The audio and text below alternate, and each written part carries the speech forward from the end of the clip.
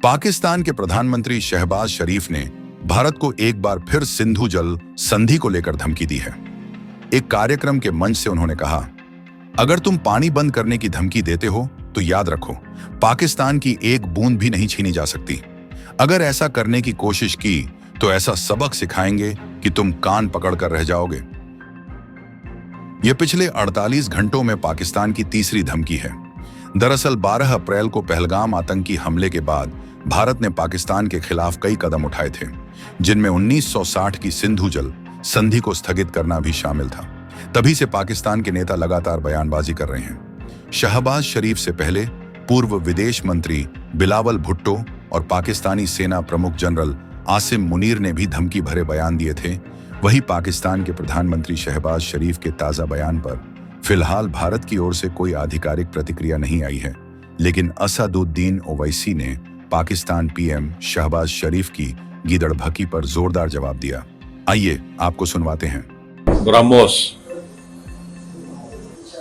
ब्रह्मोस है हमारे पास, और फिर उनको ये भी समझना चाहिए कि वो उन्होंने खुद कहा कि मैं स्विमिंग कॉस्ट्यूम में था तो मुझे मालूम हुआ कि 9 एयरबेस चले गए।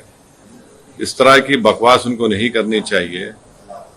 आप एक मुल्क के वजीर आजम हैं, आप एक कुछ तो खैर आपको उसका पासो लिहाज नहीं होगा, मगर इस तरह की आप जबान इस्तेमाल कर रहे हैं जो हम पे कोई असर नहीं करेगा। पानी इंडस वाटर ट्रीटी को सरकार ने एबेंस में रखा है। अब एबेंस में रखा है तो बजाय उसके कि आप थोड़ा तब्दीली दिखाते, आप धमकी दे रहे हैं, तो धमकी का असर कुछ नहीं होगा भारत के ऊपर। अब बहुत हो गया। देखिए, एसआईआर के खिलाफ हमारी पार्टी की तरफ से मैं बोल सकता हूं, उनकी तरफ से नहीं बोल पाऊंगा मैं, ना मुझे जरूरत है। एसआईआर जो हो रहा है, हम शुरू से कह रहे हैं कि इस एसआईआर के जरिए कई जेन्युइन वोटर्स का नाम काटा जाएगा और कट रहा है। और मिसाल के तौर पे अब जो प्रोविजनल वोटर लिस्ट आई, इसमें हमको पता ही नहीं है, किसी को पता नहीं है कि कितने वोटर्स ने सिर्फ इन्यूमरेटर्स फॉर्म पे साइन करके दे दिया और डॉक्यूमेंट नहीं दिए। तो कल जब फाइनल लिस्ट आएगी तो ईसीआई को इख्तियार है कि भाई XYZ ने सिर्फ फॉर्म करके साइन करके दे दिया, हमको डॉक्यूमेंट नहीं दिया। आप शिफ्टिंग बोल रहे हैं, तो शिफ्टिंग किसकी हमको नहीं मालूम। आप बोल रहे 2 जगह नाम है, किसके हमको भी नहीं मालूम। हम अपने लॉयर निजाम पाशा साहब को कई वोटर का नाम दिए हैं, जो वहां पर है उनका नाम नहीं आया। अख्तरुल ईमान साहब खुद वहां पर सुप्रीम कोर्ट में पार्टी हैं। अपनी विधानसभा में हमने कई वोटर्स का नाम दिया जिनका नाम नहीं आया, जो है वहां पर, उनके डॉक्यूमेंट भी है। उसका क्या करेंगे आप? तो ये एसआईआर जो है ये बड़ा अच्छा। और एक चीज, अब आप ये देख लीजिए कि पार्लियामेंट में भारत सरकार ने एक जवाब दिया है, और जवाब में क्या कह रहे हैं, जब उनसे पूछा गया कि ये बताइए कि कौन सा डॉक्यूमेंट सिटीजनशिप के लिए ठीक होगा, तो वो जवाब दे नहीं पा रहे हैं, जलेबी वाला जवाब दिए हैं। ये राज्यसभा में, एक मिनट ठहरिए, माफी चाहता हूं मैं आपको, ये बहुत अच्छा सवाल आपने पूछा। देखिए, राज्यसभा में एक जवाब पूछा गया कि इसमें यह बताया जाए कि गवर्नमेंट कोई डॉक्यूमेंट को रिफ्यूज कर रही, कोई बता नहीं रही कि क्या कोई फिक्स प्रूफ चाहिए, माने कुछ भी अब गवर्नमेंट कुछ भी कर देगी। आप देखिए, ये राज्यसभा में जवाब दिया गया है, जिसमें गवर्नमेंट ने कहा कि union home ministry did not specify the categories of valid documents required for people to prove citizenship in India while responding to a question in the Lok Sabha, जो अगस्त 12 को पूछा गया। अब आप बता ही नहीं रहे कि डॉक्यूमेंट क्या चाहिए, तो फिर आप एसआईआर से क्या फायदा? अब आप ये बताइए, जब आप डॉक्यूमेंट नहीं बता रहे हैं तो फिर जो मंत्रालय रेस्पॉन्सिबल है सिटीजनशिप देने का, वो खुद नहीं बोल रहा है कि कौन सी डॉक्यूमेंट एडमिसिबल है सिटीजन प्रूफ के लिए, तो फिर ईसीआई किस बुनियाद पर रिस्पॉन्सिबिलिटी ले रहा है? लोकसभा को सवाल का जवाब दिया गया, एक सवाल के जवाब में। तो ये इसीलिए तो हम कह रहे हैं कि इसमें बहुत बड़ा कंफ्यूजन है। और फिर अगर एसआईआर में नाम नहीं आएगा तो फिर आप कल बोलेंगे सिटीजन नहीं है आप वहां पर, क्या करेंगे फिर लोग? ऐसे है ना, दिल जले आशिक बहुत होते हैं, दिल के अरमा आंसुओं में बह गए।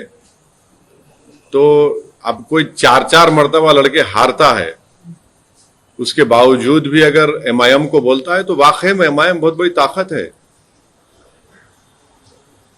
इलेक्शन कमीशन बनाता है वोटर लिस्ट, हाँ, आपको ऑब्जेक्शन का टाइम है, आप ऑब्जेक्शन भी नहीं करते, नंबर 1। वोटर लिस्ट फिर आती है, आप देखते नहीं। ये अचानक ऐसा है ना कि ये इलेक्शन के कीड़े हैं जो इलेक्शन से पहले उठ जाते हैं और इलेक्शन के बाद सो जाते हैं। हाई कोर्ट से इनको रिलीफ नहीं मिलता है, हाई कोर्ट गए 2-2 मरतबा, शायद 3 हाई कोर्ट रिलीफ नहीं मिला। एक साहब तो इनका नाम लेना नामुनासिब है क्योंकि वो कांग्रेस में थे, बीजेपी में चले गए, वो सुप्रीम कोर्ट गए, वहां भी कुछ नहीं हुआ। ये क्या मजाक है? बल्कि इन लोगों ने कंप्लेन दी तो हैदराबाद में बाड़े होते। बाड़े मालूम आप लोगों को? बाड़ा मालूम क्या होता है हैदराबाद में? तो मालूम बाड़ा, बाड़ा क्या होता है? बाड़ा ऐसा होता है कि एक घर होता है, उसमें 4-5 कमरे होते, उसमें लोग रहते हैं, एक फैमिली, 4-4 फैमिली।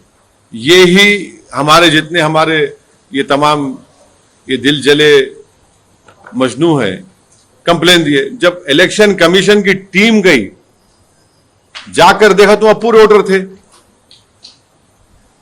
ये हर चीज में आप इलेक्शन हार रहे, मैं जिम्मेदार। हाँ, तुम्हारी पार्टी में तुम्हारा कुछ नहीं हो रहा, मैं जिम्मेदार।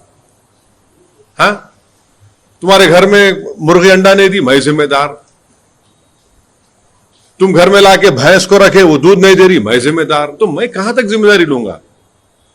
ये इस तरह के वाहियात किस्म की बातें करके आप उन वोटर्स को जो आपको वोट दिए और हमारे खिलाफ दिए, उनकी आप तौहीन कर रहे हैं। वोटर निकल के वोट डालता है, आप उनकी तौहीन कर रहे हैं। और फिर जब एसआईआर होगा तो तुम क्या करोगे बोलो? आप देखिए, ये 2 चीजें यहां पर, एक नंबर 1 एक एसआईआर और एक वोटर लिस्ट। मेरे को सबसे बड़ी फिक्र एसआईआर की हो रही है।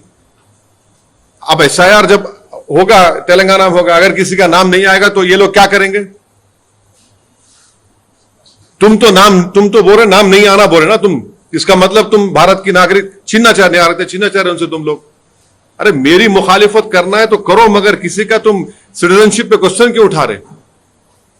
इस तरह की वाहियात बकवास बक के ये लोग प्रूफ कर रहे हैं कि ये लोग किसी वोटर का नाम निकालकर उसको सिटीजनशिप खत्म करना चाह रहे हैं, उसको कहीं का नहीं रखना चाह रहे हैं लोग।